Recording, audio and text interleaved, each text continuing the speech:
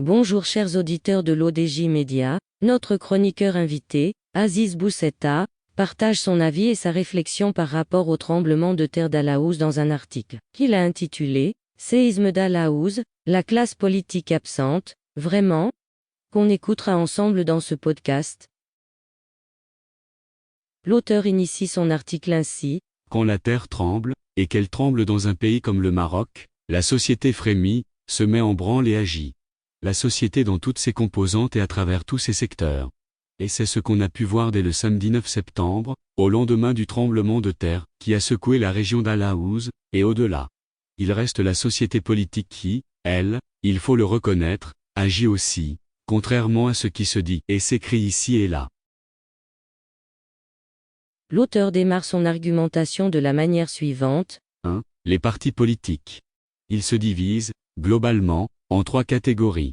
Ceux qui ont agi en mobilisant leur base et en envoyant des aides, dans la discrétion et l'efficacité, ou dans le tapage avec l'estampille de leur véhicule à leur couleur, auquel cas le ministère de l'Intérieur a réagi en bloquant ces convois ou en les contraignant à retirer leurs emblèmes. Ceux qui se sont contentés de publier des communiqués, se montrant affligés, récitant des prières, présentant leurs condoléances ou remerciant le roi pour ses décisions, mais rien de plus. Et, à tout seigneur tout honneur, le RNI, qui semble confondre son action partisane avec celle du gouvernement qu'il dirige. Mais, globalement, il faut reconnaître ce qui est, les responsables politiques, comme tous les autres, se sont mobilisés, sur le terrain, coordonnant des aides, soutenant et accompagnant les autorités publiques dans toutes leurs composantes pendant leurs opérations de secours.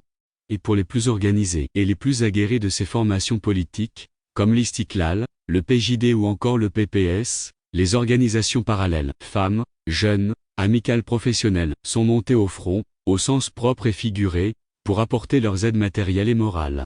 La question cependant demeure, que les chefs de parti devront se poser, de savoir quel montant ont-ils réellement engagé en soutien aux victimes du tremblement de terre, par rapport à ce qu'ils avaient dépensé lors de la dernière échéance électorale. Seuls eux, ces responsables, en plus de quelques personnes bien informées, détiennent la réponse à cette question. L'auteur ajoute. 2. Le gouvernement. Il est mobilisé avec l'ensemble de ses moyens humains, financiers, techniques et matériels. Intérieur, équipement, éducation, solidarité, culture, santé, défense nationale, l'ensemble des départements est sur le pied de guerre. La différence est cependant à faire entre celles et ceux des ministres, qui ont su trouver le juste équilibre entre les instructions royales, dont elles se réclament tous, et les initiatives spontanément prises avec leurs équipes. Cette différence est nette entre les ministres politiques et régaliens d'une part, et les ministres parachutés, tétanisés par l'ampleur des dégâts et de la tâche, et qui sont donc guidés par leurs administrations, et certains autres comme celui de la justice, ou celle du tourisme au comportement inadéquat, habillement, réactivité. L'auteur approfondit sa réflexion de la manière suivante. 3. Le Parlement. Une distinction doit être introduite entre les parlementaires, et spécialement ceux représentant les régions sinistrées, et qui sont actifs dans leur grande majorité, et le Parlement en tant qu'institution.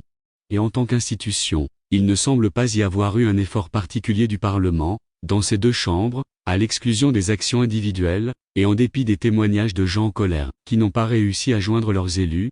On ne peut et on ne doit pas généraliser à l'ensemble de ces élus les comportements indignes de certains.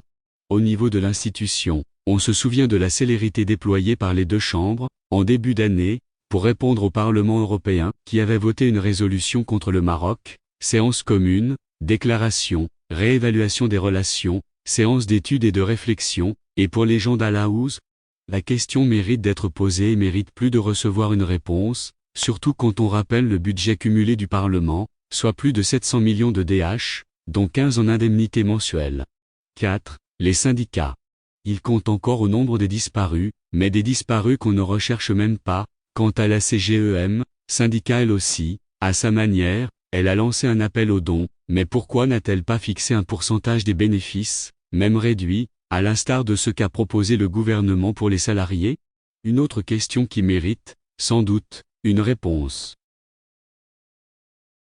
L'auteur termine son article ainsi. Notons cependant que la plupart des institutions ont œuvré et œuvrent toujours pour apporter leur soutien, mais en s'inscrivant dans ce qui paraît désormais être une caractéristique marocaine, le silence et la discrétion. Le silence et la discrétion impriment également l'action des élus, à l'exception de certains donateurs ou autres influenceurs qui, avec leur selfie indigne, confirment la règle.